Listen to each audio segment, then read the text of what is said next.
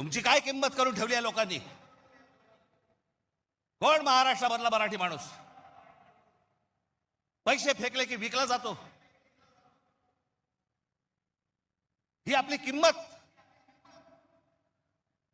आणि ही बोली लावणारे कोण? आमचेच. दुसऱ्यांच्या हातावरती बसून त्यांचा उद्देश साध्य करण्यासाठी आमचे लोक हे आमच्या लोकांना फोडतायत. काय दुर्दैव आहे बोला. या अशा परिस्थितीमध्ये ही आजची निवडणूक होते आहे. ही मराठी माणसासाठी शेवटची निवडणूक आहे. आज जर चुकलात कायमची मुकलात म्हणून समजा. आज जर तुमच्या हातात ही शहरं गेली, त्यांच्या हातामध्ये गेली, उद्या राजानं मारलं आणि पावसानं झोडलं, तक्रार कोणाकडे करायची? आज इतर राजकीय पक्षांमधले पण जे मराठी लोक आहेत, माझं त्यांनाही आव्हान आहे, सोडा ते सगळं. या मराठी माणसासाठी एक व्हा, या मुंबईसाठी एक व्हा, या महाराष्ट्रासाठी एक व्हा.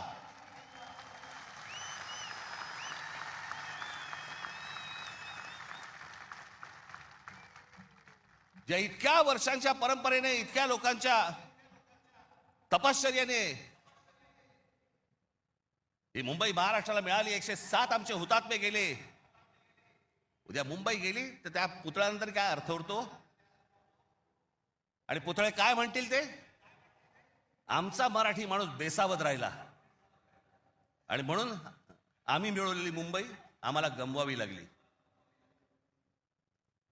आज तुमच्या समोर ही सोन्यासारखी संधी आलेली आहे. आम्हाला सत्ता काय, सत्याचं काय करू? सत्तेशिवाय पण आज पण लाथा मारल्यात ना. अनेक अंगावर आले, त्यांना तुडवलेच ना.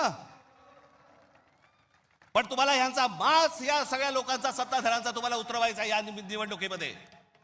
कुठेही बेसावध राहू नका. माझी आपल्याला सगळ्यांना एक फक्त सांगणं आहे, हे ईव्हीएम मशीनवरती लक्ष ठेवा. दुबार मतदार सकाळी 6 वाजता, मला जेवढे काय BLA नेमलेले आहेत, सकाळी 6 वाजता तिकडे सेंटरवरती पाहिजेत दोन्ही पक्षांचे. आणि दोन्ही पक्षातले जे सगळे लोक आहेत यांना फक्त मी एकच सांगतोय, बाबांनो, आता आपल्यातलं काही वाद नाही. आता खरी लढाई त्यांच्याशी आहे.